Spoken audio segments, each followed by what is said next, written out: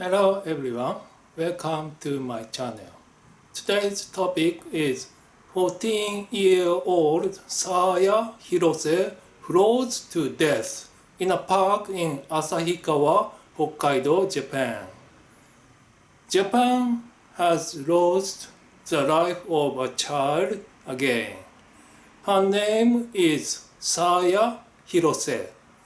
We write Saya in kanji as follows. Hirose is her surname. This kanji means refreshing and is read as sa. And this kanji means colorful and is read as aya. The reading of her name is Saaya. She is not Saya or Saya. She is Saaya. Please read her name correctly. She was found dead in a park in Asahikawa, Hokkaido, Japan in March of this year. Her cause of death is said to be freezing. Her mother claims Saya had been bullied. Her mother published her message on August 18th. This message is written in Japanese. I translated the message into English. I have posted all the translations in the summary section. Where are you? In North America, South America, Pacific Ocean, Asia, Europe, Africa, or somewhere else? No matter where you are, there should be no difference in how a mother feels about her child. Please read Saya's mother's message and please know the situation where Japanese children are placed. This message is full of deep and painful feelings for the mother to think of her child. No matter where you are, her thoughts should be conveyed. I translated this message into English, mobilizing all my abilities and Google Translation. Bullying has been a major social problem in Japan for decades. In the past, a number of people have said they want to pass on the facts of bullying to future generations and use it as a lesson. Still, bullying does not go away. Bullying is an incurable disease that affects Japanese society. Saya's mother writes that she consulted with the school many times. She wrote that Saya also consulted with her homeroom teacher. Saya and Saya's mother believed in the school.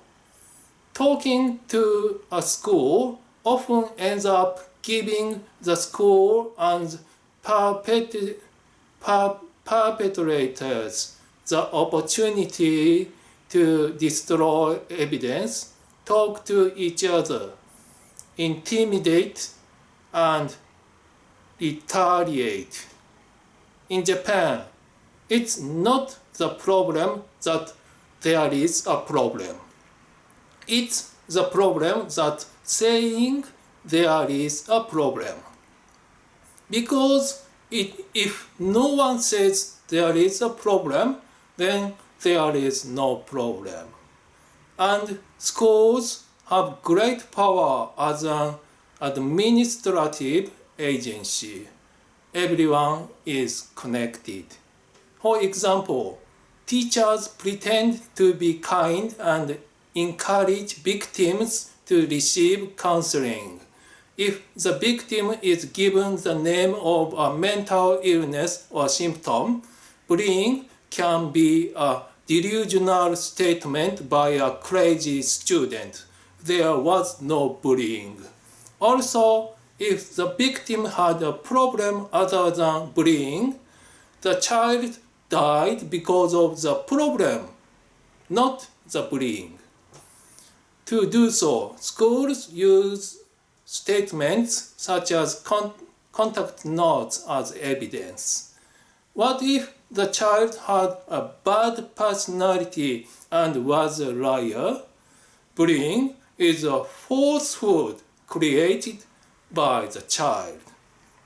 In either case, the school and the perpetrators are the victims. Perpetrators are the victims. Poor victims who have been accused of bullying even though they were just playing or playing pranks. Teachers and schools who are confused victims of such stories. The school did everything in its power to help the perpetrators, who they call victims. Schools and teachers are saints who have dedicated themselves to their students and society with a noble mission. Japanese schools are respected by all members of society, and everyone cheers for them.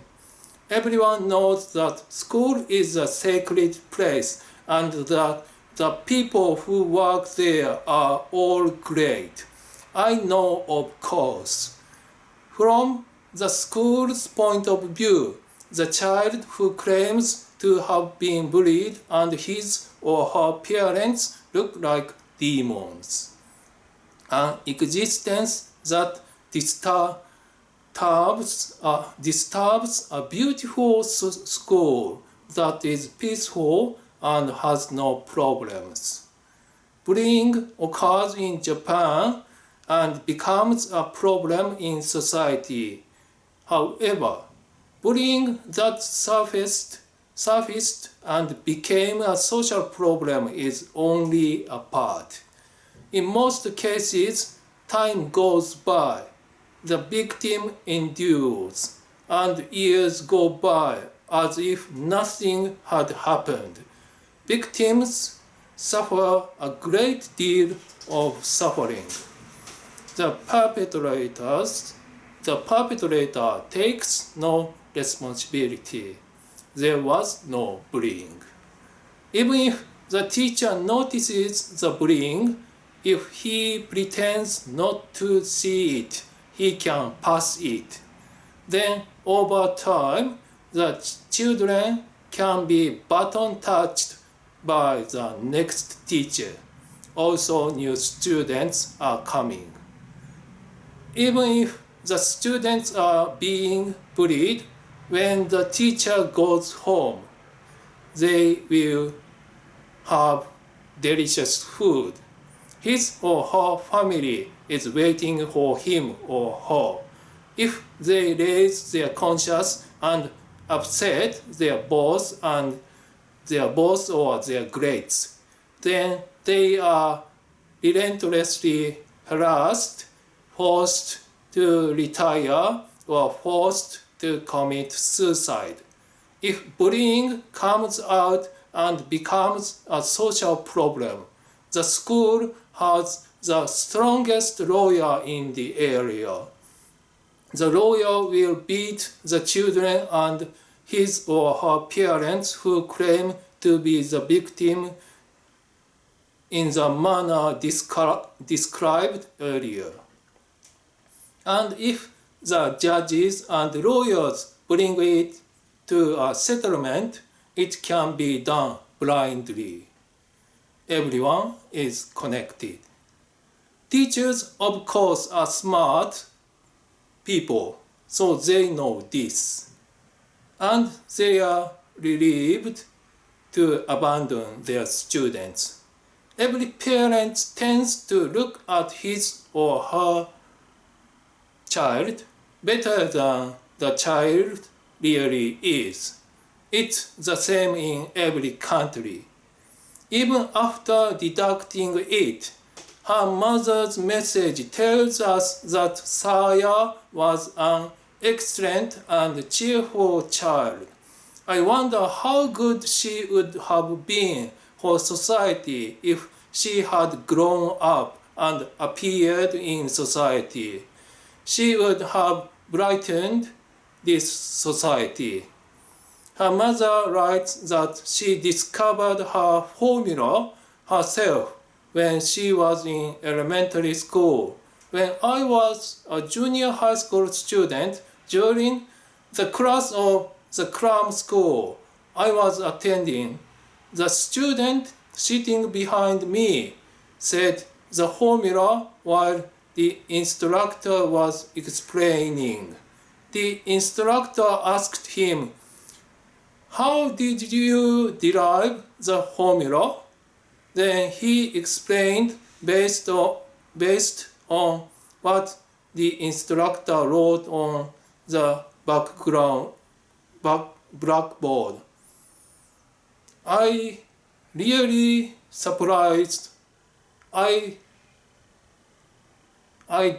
didn't know why it can be. He could do that. He was a really smart student. He had the same surname as me. When I read this part of Saya's mother's message, I remembered him. Saya lost her smile and she suddenly changed her personality. Bullying robs people of their smiles.